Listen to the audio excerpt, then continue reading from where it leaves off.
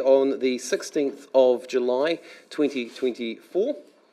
I remind councillors that the meeting today is live streamed, and we do have a couple of councillors which are on live here with us, which is great to see. I'll start us out with a word of prayer, and you can bow your heads if you like to. Heavenly Father, thank you, Lord, for today. Thank you, Lord, for looking after us to be here. Thank you, Lord, for those who have travelled, and thank you for guiding them there as they got to here today. May you look after those who are unwell and who are feeling the toughness of time.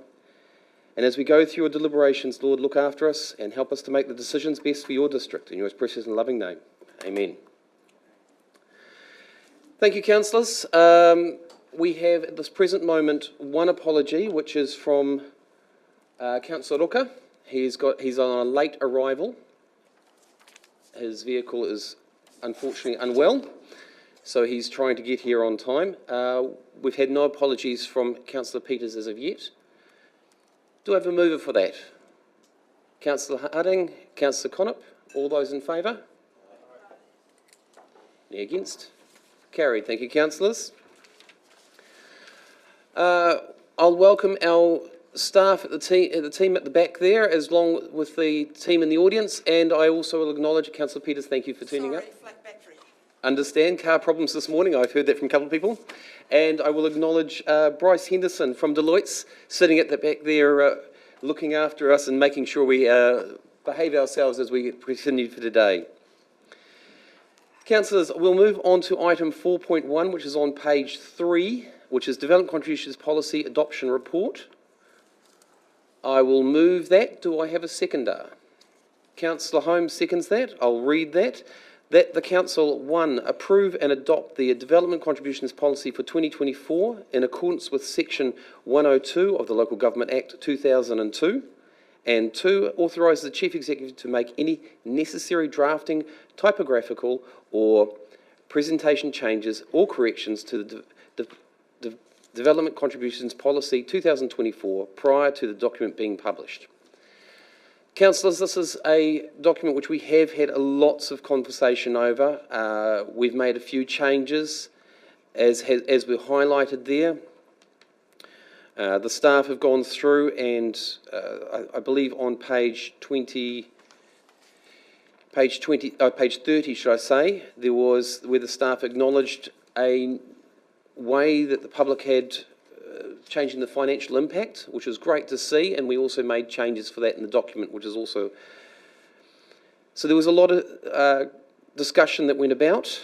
The document is the document at the present moment, and it's about basically making sure that our infrastructure is clearly paid for and future focused. That's all I'm going to say to that. Is there any other comments? No other comments. Councillor Hoss, you'd like to speak. Thank you, Your Worship. I just want to reinforce the words you just mentioned here. Development contribution were brought in for a set purpose, that is make sure we've got infrastructure in place before development happens. And I think it places our council in a very good position. And it's worth noting that probably over $100 million worth of development contributions has been collected or is forecast to be collected. And had we not received that amount of money, you know, the rates, we would have had to look at rates or something else to fund it. So this is a case of paying your way and contributing to the growth, and we all contributed to the growth. So thanks very much. Yeah. And thank you, Councillor Holst, for that. As there's no other discussion, I'll have the right reply, which is basically simply to say thank you, Councillor Holst, for your comment. You're absolutely 100% correct. The comments that were made and also the setting up of the development contributions have actually kept this district in line well for infrastructure, which is the key purpose of those development contributions. Right of reply has been had. All those in favour? Aye. Any opposed? Carried. Thank you, councillors. We'll now move on to item 4.2, which is on page 109, which is the Revenue and Financing Policy for 2024 to 34. Do I have a mover for that? I'll move it then. Do I have a seconder? Councillor Cooper will second that. That Council, 1, receive the information, 2, adopt the Revenue and Financing Policy, having undertaken the special consultative procedure in accordance with sections 82, 82A and 102 of the Local Government Act 2002. And 3, authorises the Chief Executive to make minor amendments, drafting, typographical or presentation corrections necessary to the revenue and financing policy. Councillors, this is a policy we have gone through, we have discussed, we have gone through all the changes there, and it's been updated to with today's documentation. Any other comments to that? No other comments.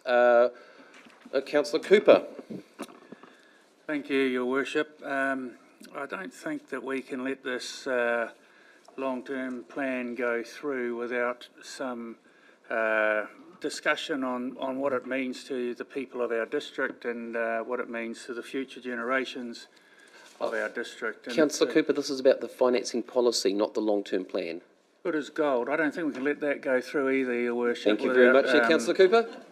And I guess what I'd like to say is that I thank very much the work of the team on this financing policy. We did have a little discussion around how we can have some checks and balances at the last strategy and planning meeting. Was it no finance meeting, which was chaired by Councillor Jovich. And I think as a result of that, are quite happy. I'm happy to support this this financial plan. Thank you. Also flagged that I'm interested in talking to the next item, Your Worship. Thank you. Understand totally.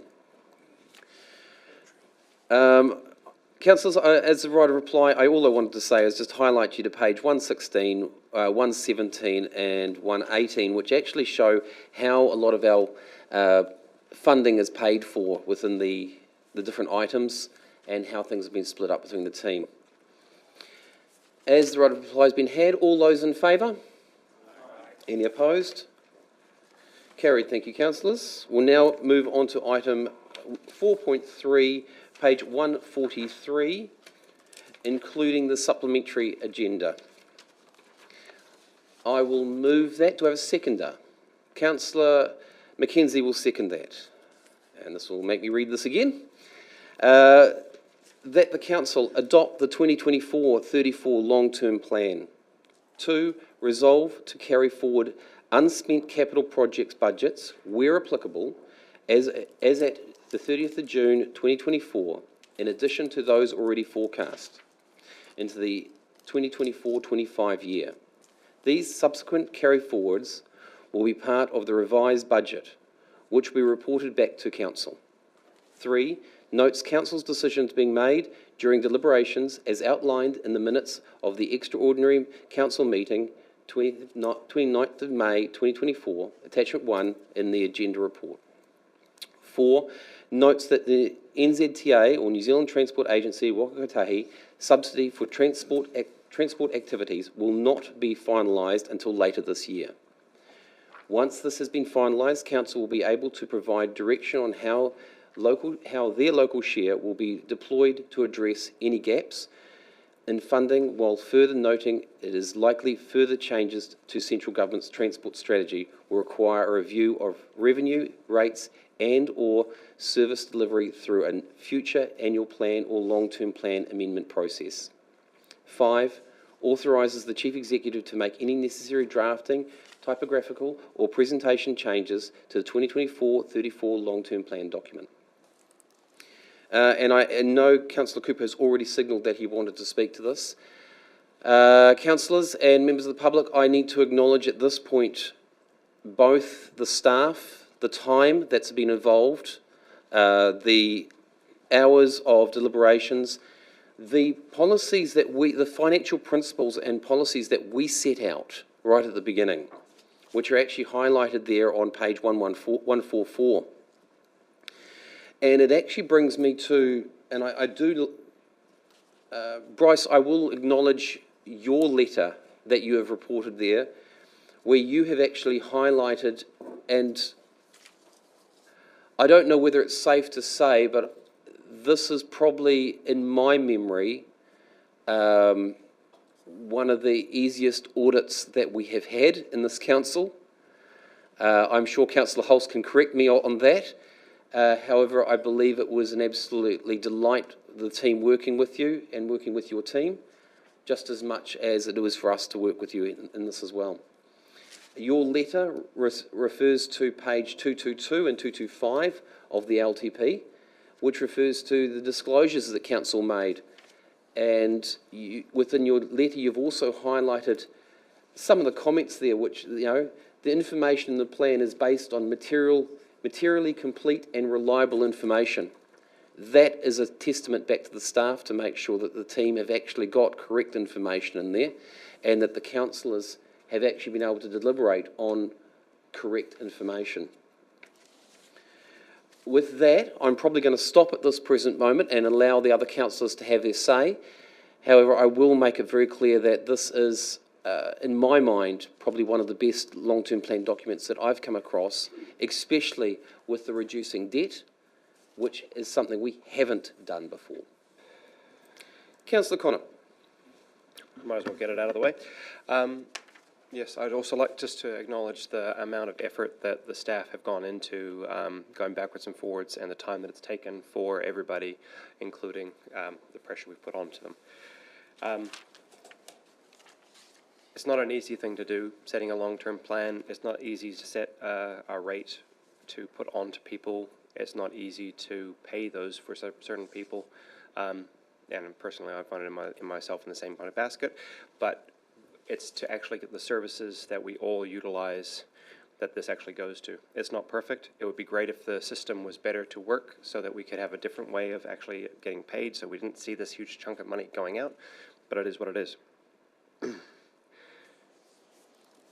In regards to the questions we asked within the long-term plan consultation period, I know we're going to get some bite back for some of it, and I'm hoping that the freedom camping item is going to prove itself worthy of not having to have the response issues called to it, and I'm hoping that that will resolve itself by the community looking after each other and people around the place. It's a big document. This is not for the faint of heart to be able to get through. It's not for the easy thing to be able to get it, but it's good that we have highlighted that we are working with the well-beings, the cultural, economical, social, and environmental pieces, and it's great that they're highlighted for each item that we have going through this as well.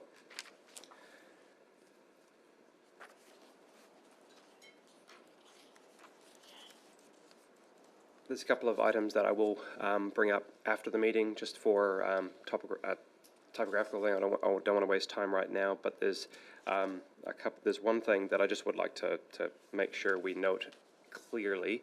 On the first document, page, this is where I noticed it, page 17, the decisions that were made after the public consultation. It says councillors voted in support, rather than elected members, because councillors doesn't necessarily say the mayor. So I think that should be something that, because you did obviously vote on these things, I think you should be included, so that should be an edit that is fairly glaring. But no, I again highlight the effort for the staff. I thank them again and again and again, and appreciate the time that you've had for us.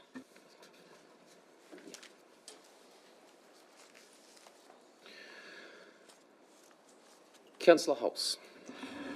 Thank you, Worship. First off, I just speak on the audit.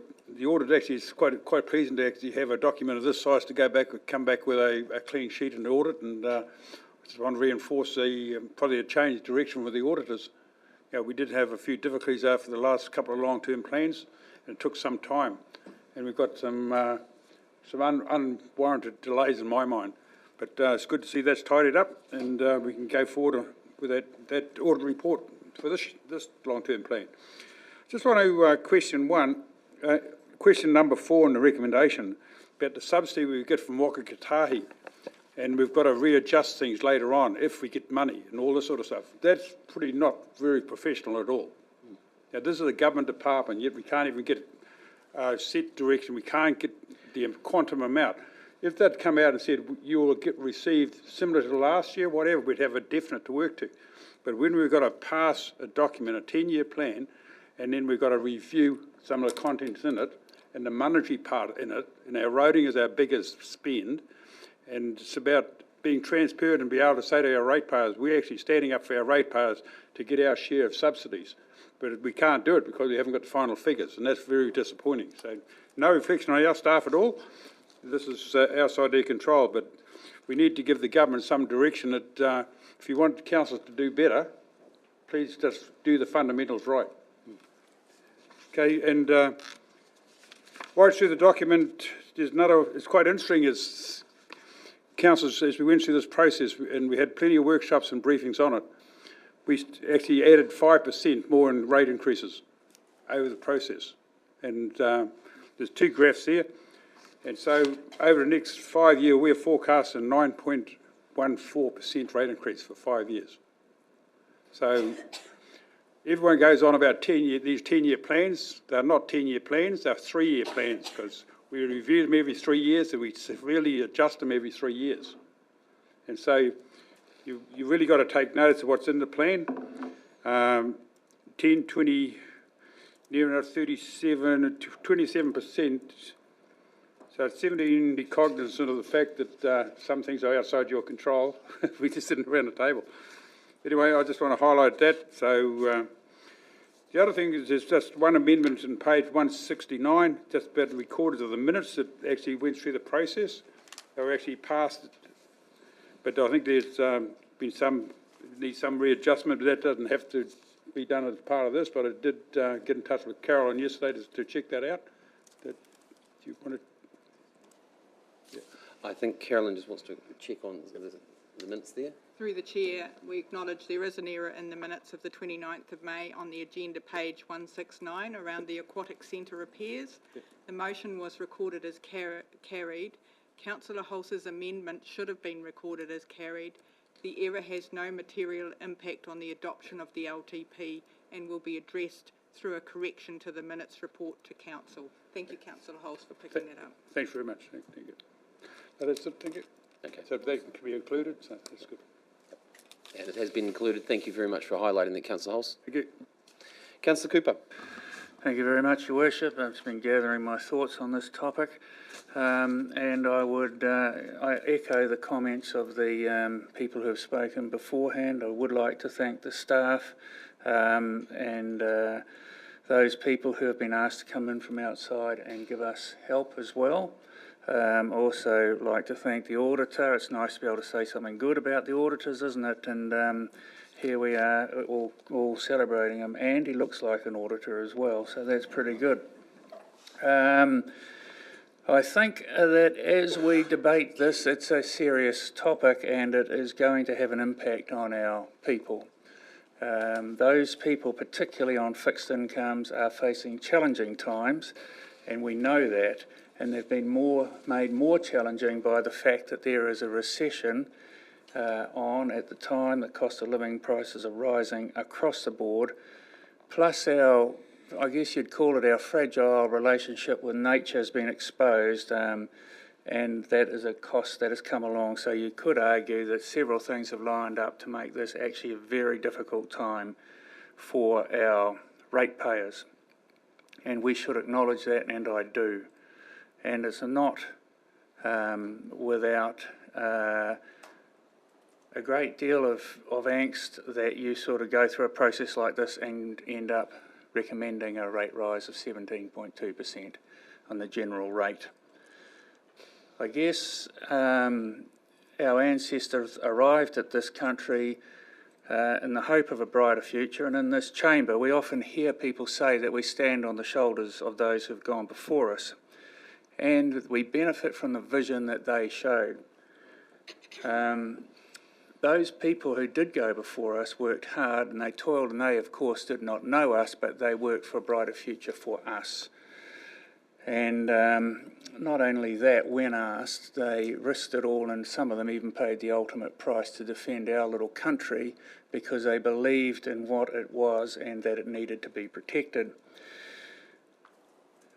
We then have the job at the moment of trying to honour those people and those generations, and how do we do that? I think what we have to do is come up with a plan that looks after those assets and takes those That's a disappointing. That's bad luck. We'll just stand it up there, I'm sure. Looks after those assets, takes them and protects them for future generations, doesn't let them go backwards and degenerate, so i.e. depreciation or renewals as we call it, and also not saddle the future generations with debt that's going to be unwieldy. We have to look at the efficiencies, and we have, and the staff will continue to do so. And I know that Councillor Reid is the Chairman of Infrastructure and Councillor Jovich is the Chairman of Finance, continue to look for those efficiencies hard, and they have my full support on that because we must stay doing that. I guess the 17.2% does allow us to maintain the levels of service and supply infrastructure that is needed for the growth that is predicted for our community. And as we look at that growth and we look at efficiencies, because we must always be cognizant of the ratepayers whose back pocket we raid with our rates, we should be always looking for those efficiencies. And one of the efficiencies I wonder if it is time for us to look at is a unitary authority. Now, I ask that as a question. I wonder if we should be investigating that and understanding it fully. Now, it may or may not be popular, but if we don't investigate it, we don't know, and there potentially is efficiencies to be had there. I guess I also support growth, because that is another way of bringing our district forward. In the long-term plan, we have two initiatives that will help with the growth. We are supporting the Northland Inc., and it's good to see Vaughan in the room today. We have high hopes that that will bring economic growth to our area and prosperity. And we are also putting in place a transition board to form a CCTO or a CCO to look after our commercial property and to drive strategic results that will benefit our community. So all in all, it's a difficult time. I applaud those members who have faced that, elected members and the Mayor, who have faced that challenge that we all face of the fact that we're elected. I guess it's a conflict of interest just about. Sometimes we have to take some hard medicine and tell the public that's what's required. It's not potentially going to make us popular, but it is what it is, and those are the facts. So thank you. Thank you, Councillor Cooper. Councillor Mackenzie? Thank you, Your Worship. Just to follow on from Councillor Cooper, it's been a challenging time to come into council, first-term councillor, in a sort of perfect storm of financial disarray. So we've had inflation, we've had costs of most of the majority of the services that council undertake, roads and pipes and so on, up by 30% over the last 3 years. We've had insurance. Some of our insurance has doubled over the last year. More demands from central government with no extra funding. 3 waters out, then back in again. We've had cyclones, record rain over the last year. And so as elected members, we've had to make tough decisions. So within all that doom and gloom, there's actually quite a lot of positive within this LTP, and I just wanted to take the opportunity to point some of the things out, some of the wins that we've had in our ward in Hikurangi Coastal. Whangarei footpath, the Kōpipi footpath, which ranked 49th on the list. There's a criteria that's set to determine which footpaths are built, and this footpath would be one that links the shops to the children's playground, to the retirement village, to the sports complex, and it ranked 49th on the list. So, we've been innovative and figured out other ways of doing things and set up a separate fund so that worthy projects like that the community care about and that are deserving, have been prioritised when they haven't been to date. The same goes for Hikurangi footpaths, which have a rough chip seal surface, elderly falling over and hurting themselves. You've got local businesses there trying to make their town into an attractive, quaint, historic village, and council hasn't done its part until today. You've got a dump station where people take their motorhomes and drop off their wastewater right outside Whangarei Primary School. It doesn't make sense. So now that's going to be moved to the more appropriate location of the Tutukaka wastewater station. And the list goes on. There are numerous other things. There's the boat ramp in Tutukaka, the Hikurangi Sports Hub, where we've rationalised $1 million worth of spending and empowered the community group that's leading that project to push that crucial project forward. And then on a district-wide basis, we've got our climate change adaptation plans. We've managed to figure out a way of undertaking all of the coastal areas and their climate change adaptation plans, community-led ones, within the next 15 years instead of what was proposed, which was 56 years. And that will put us in good stead and prepared for the future. We're looking at alternatives for roadside spraying. Whangarei District Council sprays 8,000 kilometres, 2 metres wide of blanket spraying of a probable carcinogen. And there are other ways of doing that, so there is money in this plan to look at alternatives and figure out a better way of controlling our roadside maintenance. We put another $2 million into operational expenditure for trying to get on top of our roading. Everyone acknowledges that the roading network is not in a good state, and so we're front-footing that and trying to bring that back into line.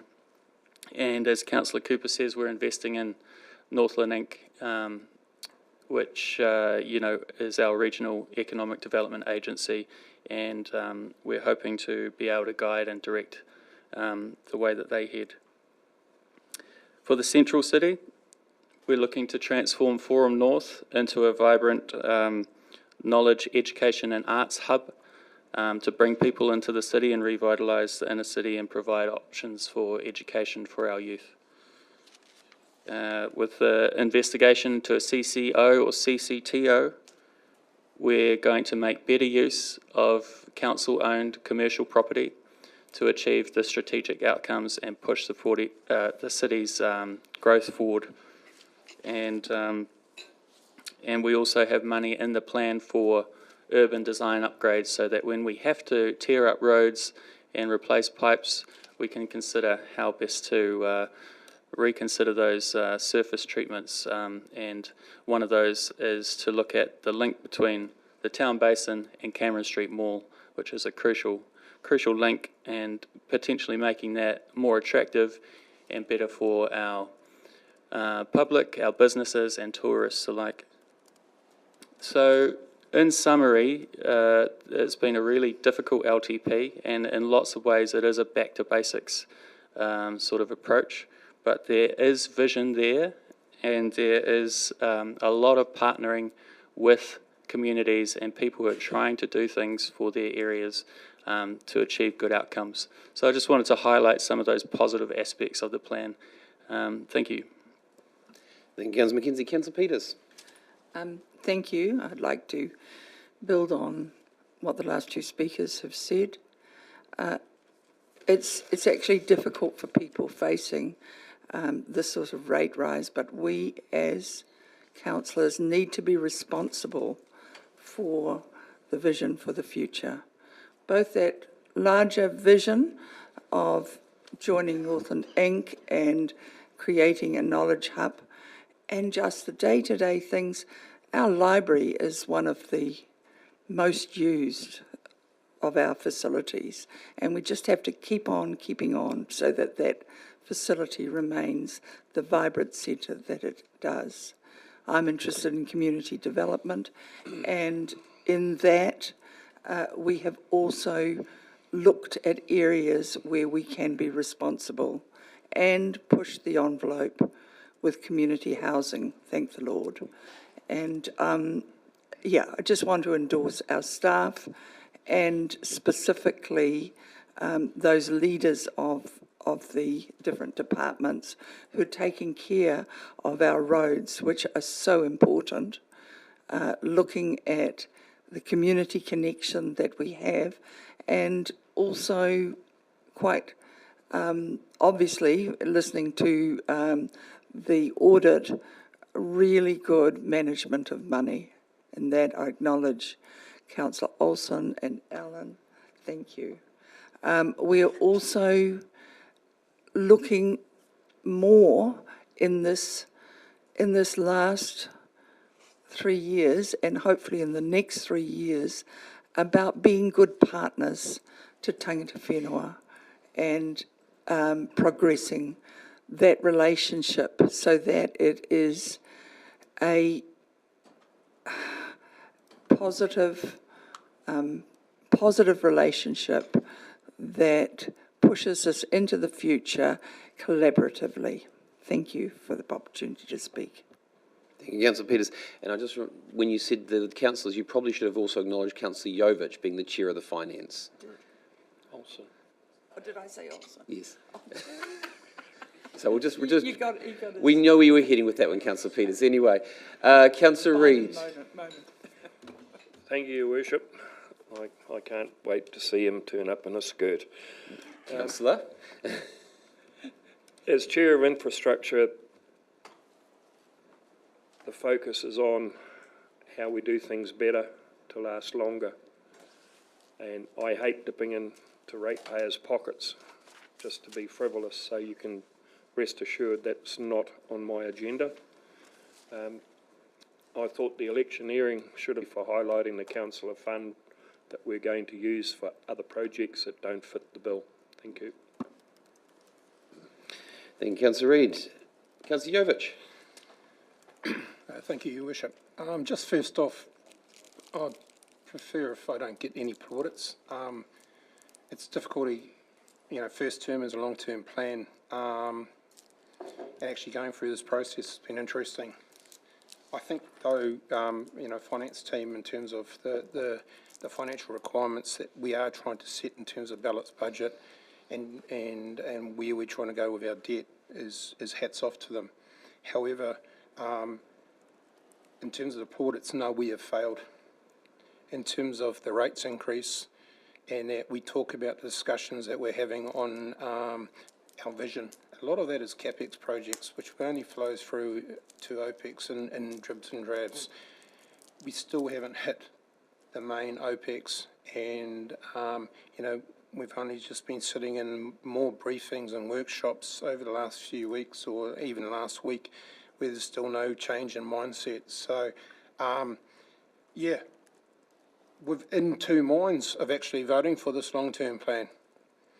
My gut says not to, but there's some key things there for the vision of the district of where we need to go. So, but yeah, just touching back on that, Simon Reid might like to slap on the back, but I don't need it. I'm here to do a job, and basically in terms of the rates increase, I've let down the Whangarei District ratepayers. Thank you.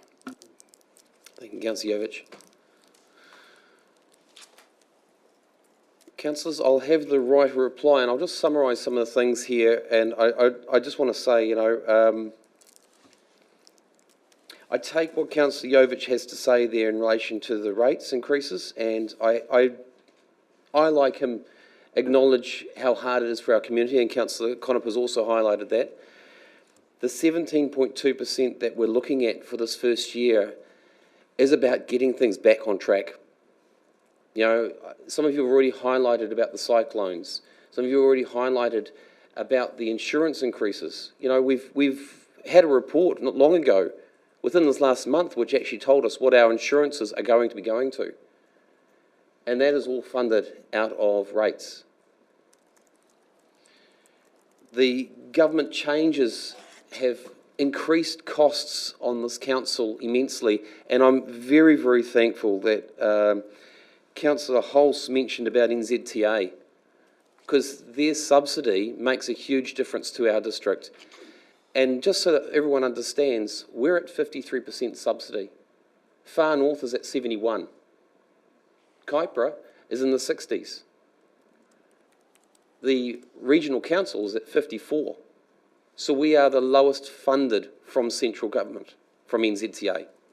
And yet we are putting more money into roading because we know the need is there for our roading. And that's what this plan really does cover. So it covers those things. And I'm glad that Councillor Cooper highlighted on the efficiencies, because that's something we have been striving for. You know, the procurement plan is one thing that we have been striving to get better.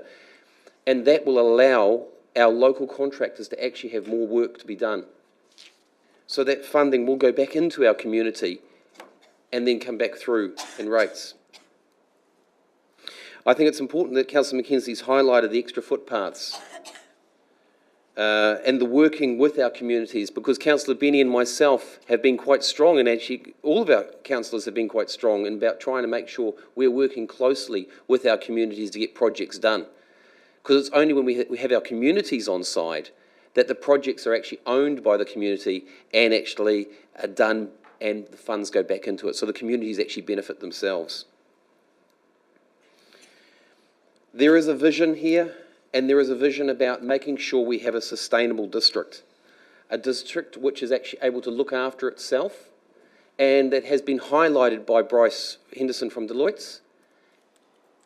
I will point out one of his other comments that he's made in his report, which some of you have read. Well, actually everyone's read, I know that. That the Council's financial strategy and associated financial policies support prudent financial management by this Council, or by the Council. That is huge kudos to us, and we need to acknowledge that. So no one takes the 17.2 lightly, and we need to acknowledge this. There is also, there's been an increase in the rates rebate for those who need to take it.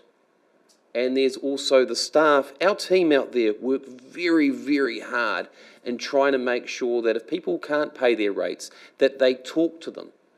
They work out payment schemes so they can pay their rates.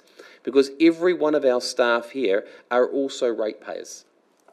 So it's not of them and us.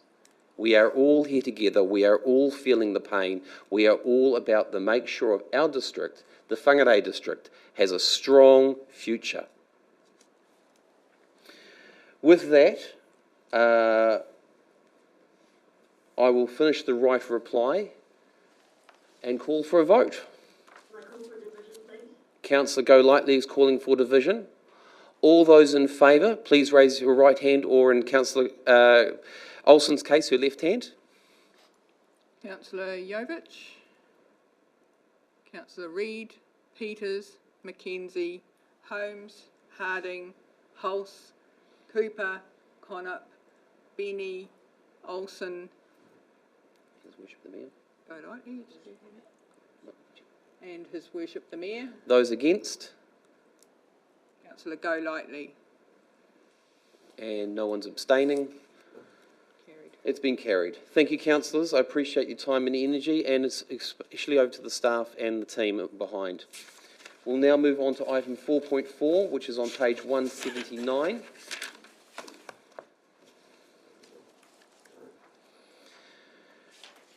This is the 24-25 rates resolution.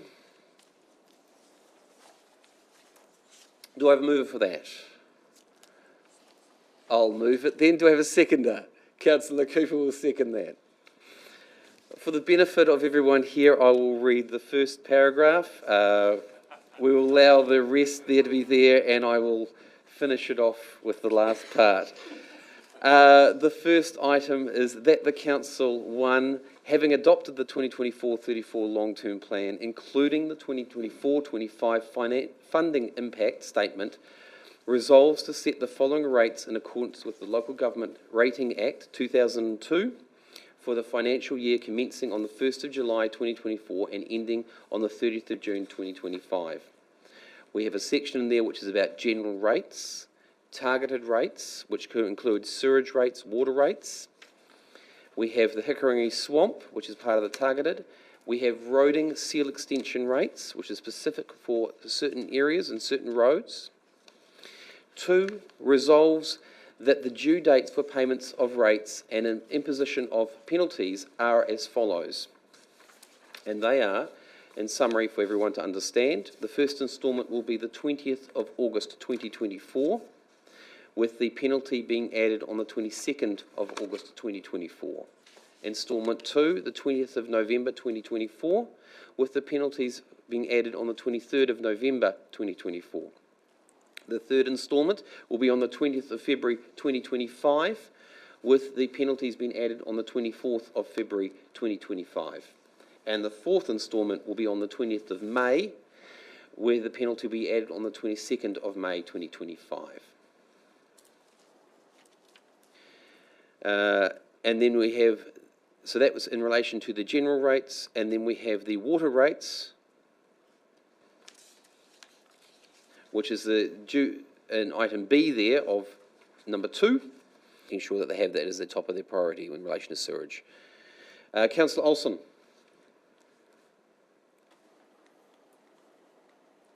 Councillor Olsen, you're on mute, I'm sorry.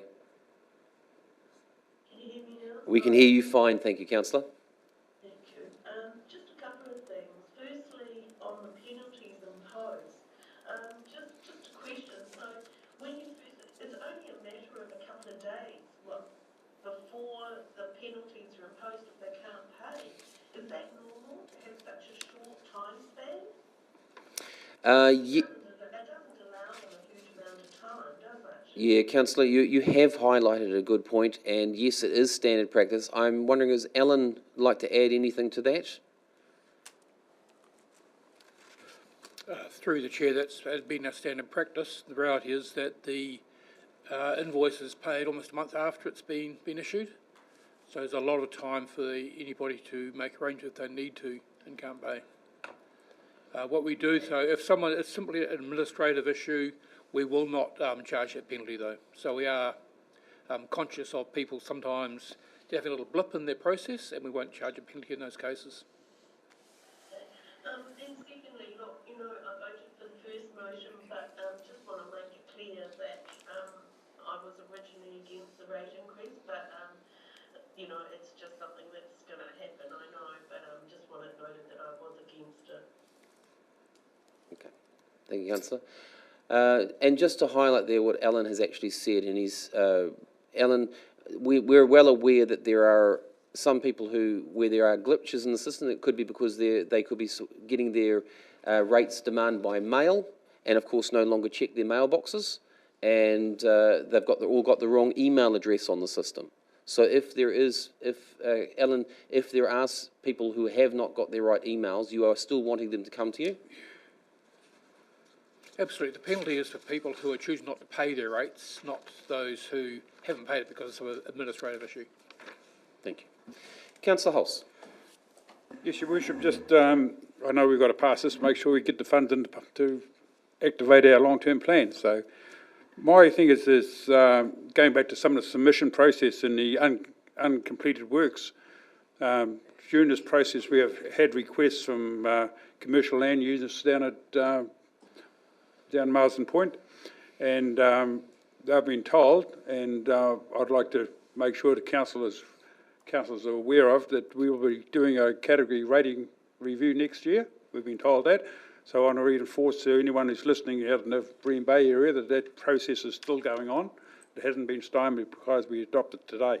So it's a big issue for them, and it's to do with rural land versus industrial land barriers. And but I just want to recognise that that work still has to be completed, but it will be done next year. Thank you. Thank you for pointing that out, Councillor Hulse. No other comments? Okay, councillors, I'll just highlight that we've got there Councillor Holmes. Yes, the team are going to be focusing on the sewage and making sure that gets sorted, because no one wants raw sewage in the harbour or any part of our district. Rates payments, as councillors understand, the penalties are added after if people have not purposely made payments or not trying to make payments. There is always for administration errors, and they do happen. And Councillor Hulse's comments are absolutely correct. We are doing a rating review, and I know that Councillor Jovich is in full stream of trying to make sure that that is a fair and equitable process for all. and that development is encouraged within our district, as our long-term plan does encourage it. So the right of reply has been had. All those in favour? Division has been called by Councillor Golightly. All those in favour, please raise your right hand, or in Councillor Holson's situation, her left hand. Councillor Peters, Mackenzie, Holmes, Harding, Hulse, Cooper, Connop, Benny, and His Worship the Mayor. Those against? Councillors Jovich, Reid, Olsen, and Golightly. Yep. Any abstaining? Carried. That's carried. Thank you, councillors. Councillors, I will just finish off today by just saying thank you very much for your time and your energy. Staff, thank you very much for the energy that you've taken to getting this done. Bryce from Deloitte's, thank you for driving up. Thank you for being part of our meeting and attending live in person. Councillors, I will just close our meeting off with a word of prayer. Sorry? I believe our CE would like to say something before we cancel off.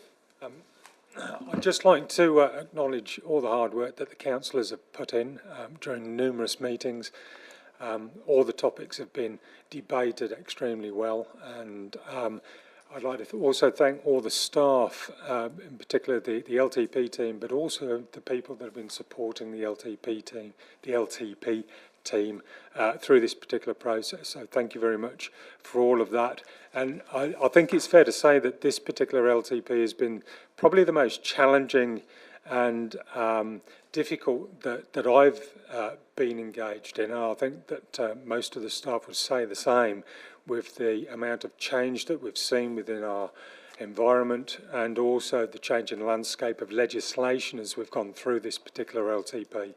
Deloitte and Bryce have helped Council understand the legislation and work through that legislation change. I very much appreciate that and the promptness that they've turned things around.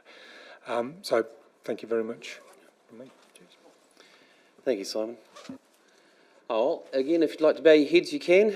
Dear Heavenly Father, thank you, Lord, for today. Thank you for the decisions that we've had to make. Lord, this is your district, and these are your people. May you look after every one of them, protect them as they travel home or to their work duties, and may you look after our community and help our community to grow strong in your precious and loving name. Amen. Thank you, councillors.